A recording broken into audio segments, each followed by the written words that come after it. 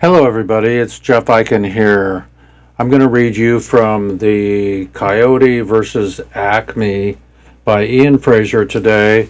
And it's a little out of the ordinary. Think about Thanks for the Memories. Do you remember? Thanks for the memories. Da da da da da da da. Da da da da da da da.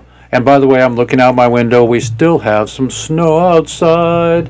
It ain't snowing, but it's like 34, so it hasn't rained or got rid of the snow. But thanks for the memories. Thanks. That's one and only Bob Hope. Okay. 2 years ago, I was driving to Pebble Beach from Palm Springs to play in Bing's Pro Amateur Tournament at Pebble Beach. I got into my car with Freddie Williams and we started off for Los Angeles. Between Beaumont and Riverside, I was pushing it along about 72. The highway was wide open. Nobody was in sight, but it was raining a little and I went into a skid. We turned around and bounced into a ditch, rolled into an orchard, and ended up against a tree. Both of us were thrown out. I felt there was something wrong with my left shoulder. I stood ankle deep in mud and practiced my golf swing. Remember, he did the golf swing like all the time, like on the boats and shit like that. The swing wasn't so bad. We left the car and hitchhiked back to Riverside, and I went to see a doctor, and he stretched me out on an x-ray table and took some pictures. When he looked at them, he said, "You're not going to play golf for 8 weeks. You've got a fractured clavicle."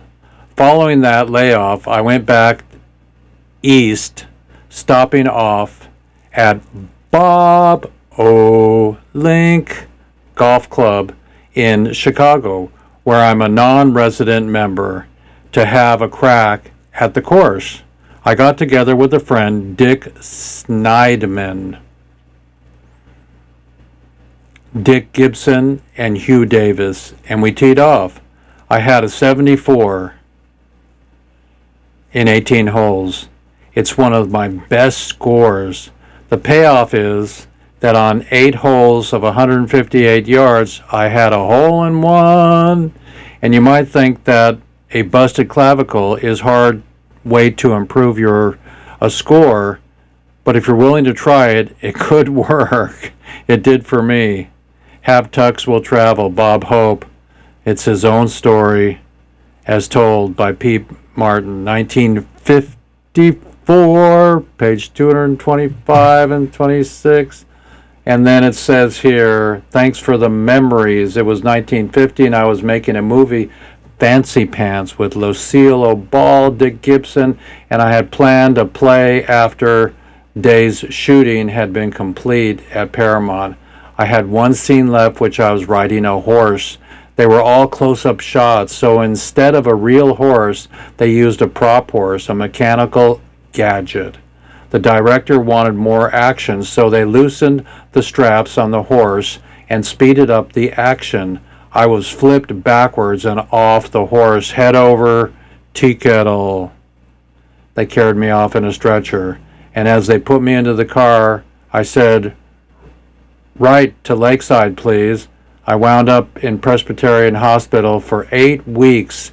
It was a long time to be away from golf.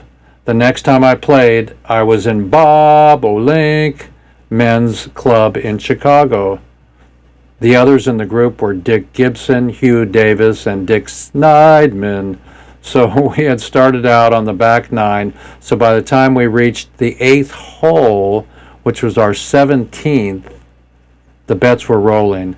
I hit a little faded 5-iron on the hole, which measured 150 yards, and knocked it into the cup for an ace.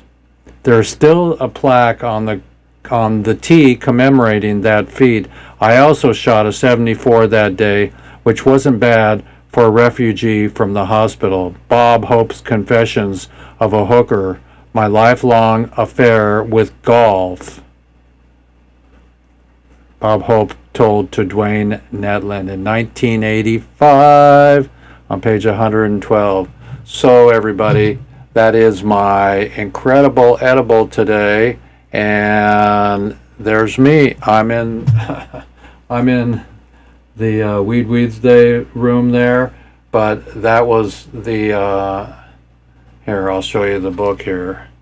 That was the Coyote versus Acme book, and there you go. We'll be online tomorrow for our show, for our concert show. Whoever shows up is fantastically invited, and happy morning reading.